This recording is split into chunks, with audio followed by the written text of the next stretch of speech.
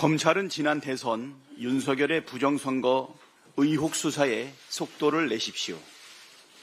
지난 20대 대선 경선 당시 명태균이 ARS 응답자 수를 부풀리는 방식으로 여론조사를 조작해 윤석열을 1위로 만들었다는 의혹이 제기됐습니다.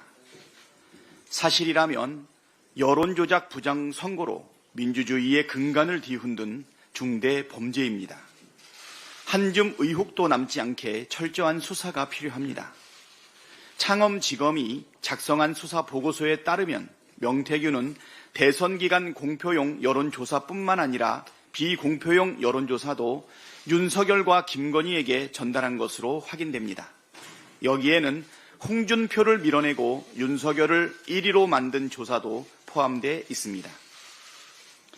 명태균은 3억 7천만 원에 달하는 여론조사 비용을 무상으로 제공했고 김용선 전 의원 공초는 그 대가라는 구체적인 증언과 의혹도 있습니다. 창원지검이 명태균 수사보고서를 작성한 시점이 지난해 11월 4일이니 윤석열도 수사보고서 내용을 알았을 것입니다.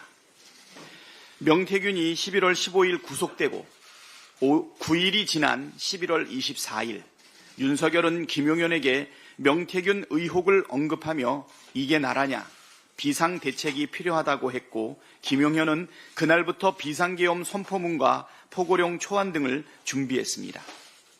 12월 2일 명태균이 자신의 휴대전화를 공개하겠다고 밝히자 다음 날인 12월 3일 윤석열은 비상계엄을 선포했습니다. 여론조작 부정선거, 공천 개입, 정치자금법 위반 등의 증거들이 공개되는 것을 막기 위해 비상계엄을 선포했다는 이야기가 나오는 이유입니다. 그러나 검찰은 보고서 작성 2달이 지난 지금까지도 윤석열과 김건희를 직접 조사하지 않았습니다. 윤석열은 그렇다 쳐도 민간인인 김건희도 조사하지 않은 이유를 납득하기 어렵습니다. 이 와중에 검찰이 휴대폰 폐기를 지시했다는 명태균의 충격적인 주장도 나왔습니다. 검찰이 윤석열의 부정선거를 비롯한 각종 불법 의혹을 덮어버리려는 속셈이 아닌지 매우 의심스럽습니다. 검찰은 지금이라도 김건희를 즉각 소환 조사해서 지난 대선 당시 명태균, 윤석열의 부정선거 의혹을 철저하게 밝혀내야 합니다. 고의로 수사를 축소하거나 왜곡한다면 검찰도 수사 대상에 포함될 수 있다는 점을 분명히 밝힙니다. 최상목 대행은 하지 말아야 될 일은 말고 해야 할 일을 하십시오. 최상목 대행이 어제 반인권적 국가범죄의 시효 등에 관한 특례법 제정안과 초중등교육법 개정안, 방송법 개정안에 대해 거부권을 행사했습니다. 최상목 체제에서 6번째, 한덕수 대행까지 치면 벌써 12번째 거부권입니다. 심지어 내란 특검법에 대한 거부권 행사가 유력하다는 보도까지 나옵니다. 내란 조기 종식과 민생경제 위기 극복을 위한 면담 요청은 거절했습니다.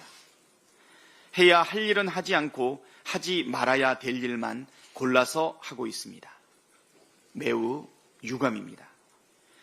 12.3 비상계엄으로 실질 GDP 6조 3,010억 원이 날아갔다는 분석까지 나올 정도로 경제가 매우 심각한 상황인데 내란 특검을 거부하거나 지연시키는 행위는 경제를 나락으로 보내자는 것과 같습니다. 내란 진압 없이 경제위기 극복은 요원합니다. 최상목 대행은 오늘이라도 내란 특검법을 공포하십시오. 꽁꽁 얼어붙은 내수경기와 민생 회복을 위한 추경에도 나서십시오.